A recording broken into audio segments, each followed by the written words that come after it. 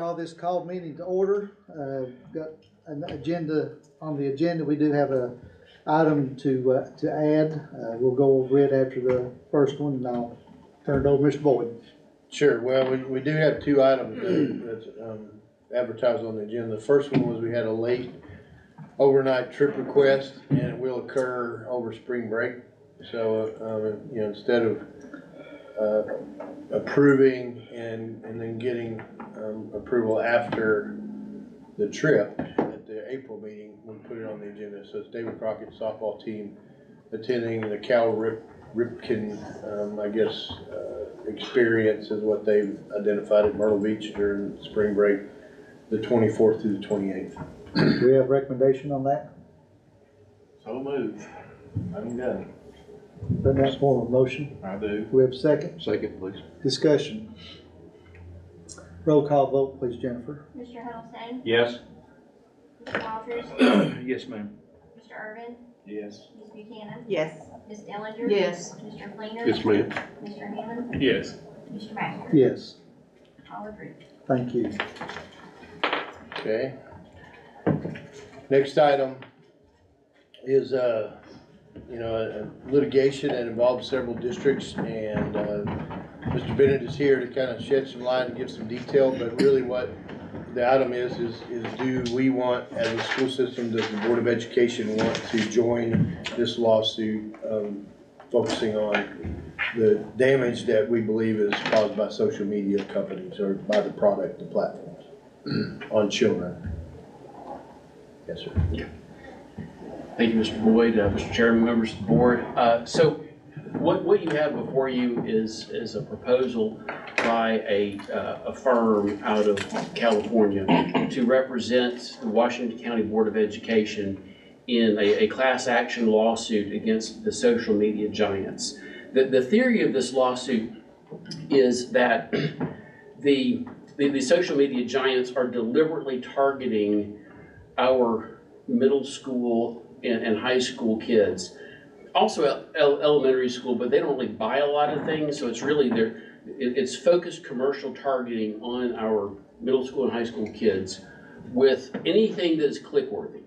So maybe it's pictures of fights, maybe it's cyberbullying, maybe it's all kinds of other horrible, terrible things. And they're bombarding our kids deliberately to get those clicks.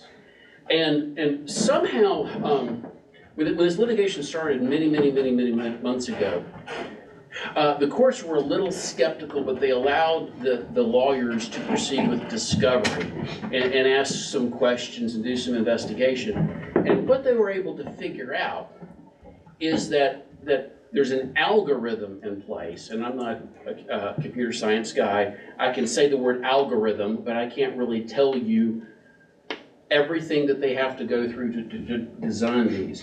But they are able to, to figure out, not only from the demographics of the person who owns the phone, but also from the media sites that they visit, but also the conversations that they have, what these kids might be interested in, whether it's wholesome or not. And so the initial plaintiffs were actually able to figure out that there is a financial benefit that these TikToks and Googles and whatnot get from every single click. It may be pennies per thousand, but if there are hundreds of thousands of clicks, there's a monetary figure tied to getting these kids to look at stuff and to appeal to their baser interests.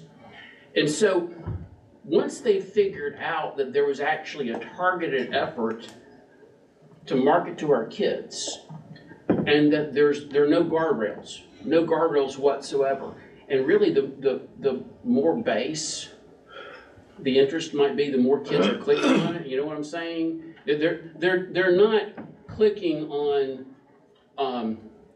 what does Shakespeare mean when he writes such and such. They're clicking on fight videos.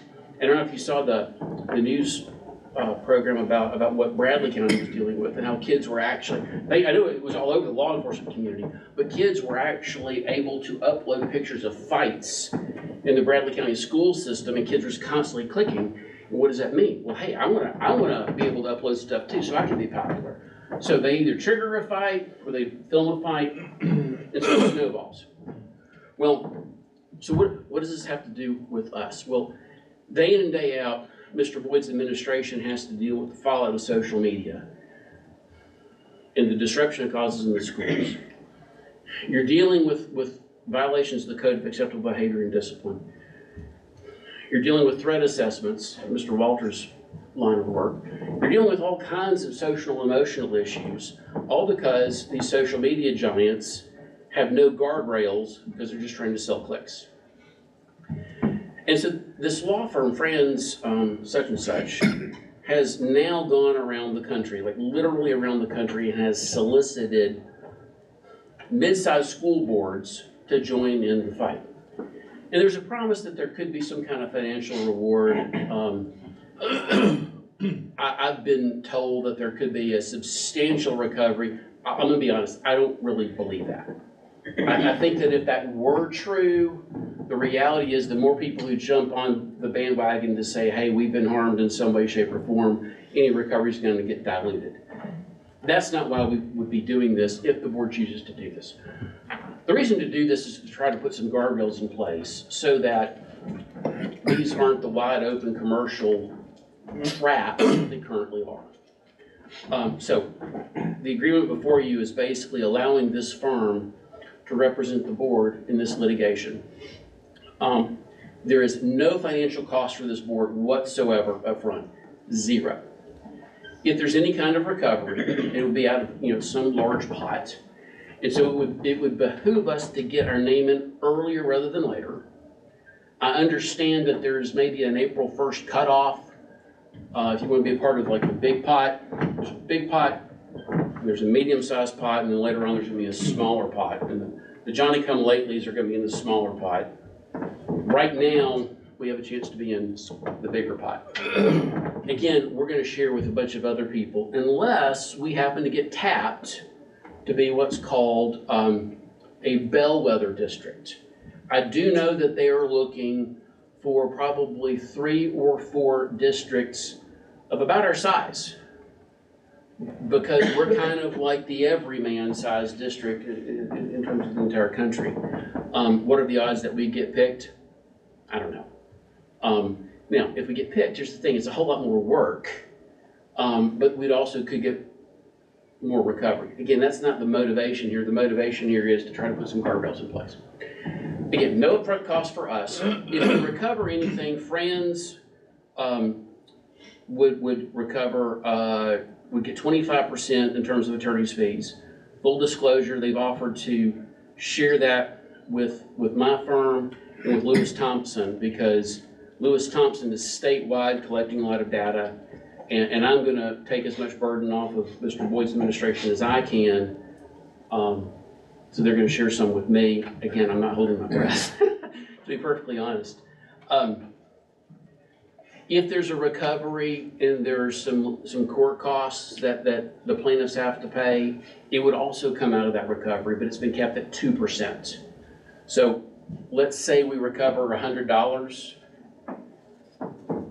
This board would recover, could recover $73 of that 100. The Franz law firm would have 2% expenses, and then they would get 25 in their fees, and they would share, I think, $5 with me, if that's right. If my math is right. I don't remember. But anyway, that's where we are. Yes, sir. Are there any cons to this? None that I can see. I was really skeptical about the vape litigation because we would have been asked to do a whole bunch of research on a whole bunch of things, and we invest a lot of time for not necessarily a lot of recovery. Here, we all have a social media story. We all have some SWAT episode at one of our schools. We all have a cyberbullying. We all have something. And this particular firm has assured us that if, for whatever reason, we get sued because we've asserted some claim, they will protect us. So they've actually said, not only are there no costs, we will guard you against there being any kind of blowback. Now, the unspoken cost here is always political. You get labeled because you're suing Google or somebody. I think the reverse is true in this case, because if you look at the work that Congress has been doing to investigate TikTok, and in particular our Republican senators, they've been all about this very thing. So I don't see any political traps. I don't see any financial traps. You'll never hear me say, sure thing. I don't see any risks. Have they put this in writing that they would protect us? Yes, as part of the agreement. They've agreed to indemnify us against any kind of legal agreement So problems. what it keeps, I'm sorry, so what it is a deterrent to them is just monetary. It doesn't actually stop them from doing anything, right? Well, so that's a great question. Part of what the districts that started this are trying to do is get what's called injunctive relief, a court order that compels the giants to put certain safeguards in place. If you think about it, kids, like really young kids, can't walk into an R-rated movie theater and expect to buy a ticket and sit down. Whether they do or not, I don't know, but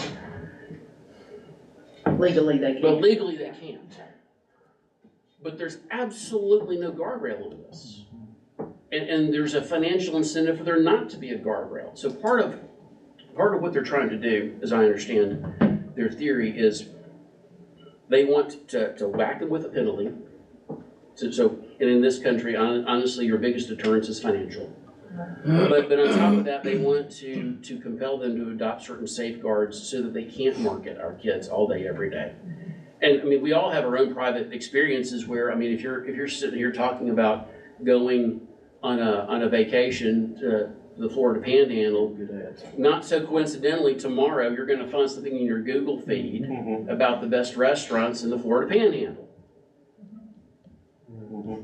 I mean, we've all experienced this, and so the plaintiff's theory is, if our phones are smart enough, if the algorithms are sophisticated enough to know we're going to go plan a Florida vacation, they're smart enough to know that Susie here is only 13. So let's screen the content that we're sending to Susie instead of it being wide open like a fire hose. That's the theory. Mr. Epstein? You mentioned that they're going after more medium-sized school districts. Why not larger school districts? Well, they are too. They are too. So Knox County has already joined. That's going to be the next question of what other Tennessee. Knox County has already joined with this particular firm. Shelby County has already joined with this. 33 districts. In Tennessee? Yeah. Okay, so we're a little bit behind the curve.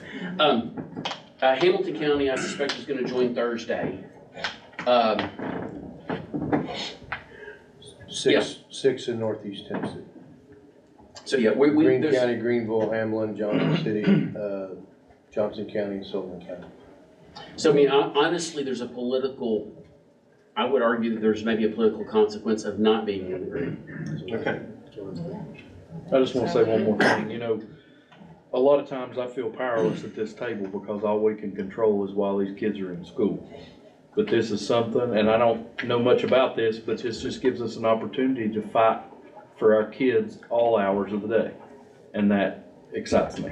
So That's a good point. Yeah. And Mr. Walters, one of the things that you just said echoes a comment that a board member in Bradley County said. He's actually the pastor of First Baptist Cleveland. And he framed this as a culture war. I mean, most of us born and raised in East Tennessee, and we're used to a particular culture, particular way of doing things. And we always used to say that, you know, around here people know how to act. The problem is, it's not just us raising our kids. It's people on the other side of the world who decide what to send our kids. And yeah, we can police our kids and we can take away their phones. but now you're cutting off your nose to spite your face, because sometimes you just need to get in touch with your kids, right? So this is a step and a way to safeguard what our kids have access to. So I think you're exactly right. Any recommendation? Can I make a recommendation that we as a board, motion, as a board, Washington County Board of Education, join this lawsuit to fight these social media giants for our kids? We have a motion, we have a second. Discussion? Roll call vote, Jennifer, please. Mr. Hiddleston? Yes. Mr. Riddle? Yes. Mr. Walters? Yes, ma'am. Mr. Irvin? Yes. Ms. Buchanan? Yes. Ms. Dellinger? Yes. Mr. Fleener? Yes, ma'am. Mr. Hammond? Yes. Mr. Masters? Yes, All agree. thank you. Mr. Chairman, that concludes my business. I'm glad to stick around if you need me, but otherwise, I actually have some other things I need to do for Washington County Schools. Appreciate you Because I've got coming. to put a document on his desk first thing tomorrow, and I need to go work on it. Will you keep us updated on this? No, ma'am. You're not? Where are we gonna find the information? Everybody but you. Because you don't know how to get in touch with me. You never call. That's true. All right, thanks, y'all. Thank you. Mr. Baker. Thank Take you. care. All right. Call meeting adjourned.